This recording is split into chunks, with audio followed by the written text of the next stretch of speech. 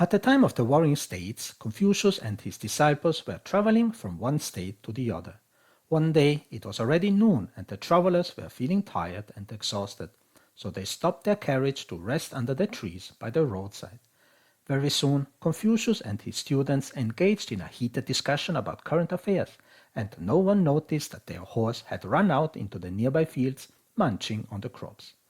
When the group had finished arguing and was about to set out, they found that their horse had already trampled down a large area of the crops and was being seized by the farmer owning the fields.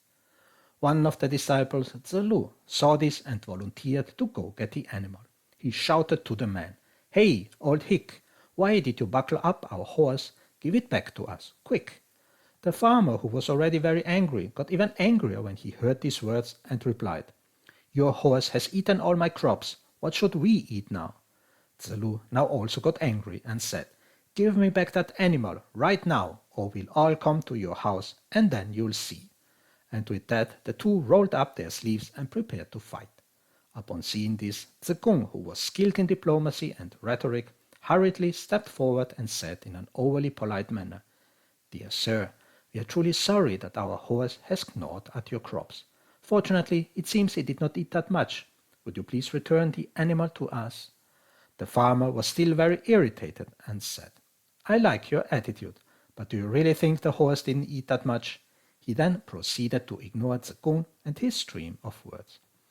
Confucius, who was watching all this, now said to Zekung, "Although you're very eloquent, you don't know how to talk to common folks." With that, he asked their horsemen to go and discuss with the farmer for their horse. The man walked over and said to the farmer, "Mate, our horse has been pulling that cart all day. It is exhausted and hungry. I had to let it eat some crops from the roadside, otherwise it would have starved to death. Man, your field is that big. Does it really matter if my horse eats a bit of your corn?" After hearing these words, the farmer's mood improved notably, and he said to the horseman, "You, my friend, speak plain, simple and clear. That makes people feel at ease." And with that, he untied the reins and returned the horse to the travelers. After the group got onto the car, Confucius said to Zekung, "Although you can articulate very well, your rhetoric is all aimed at socializing with the noble and the wealthy.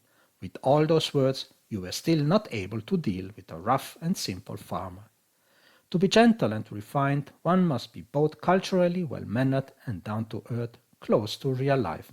Only in this way can one be called a true gentleman. I am Lao Cao.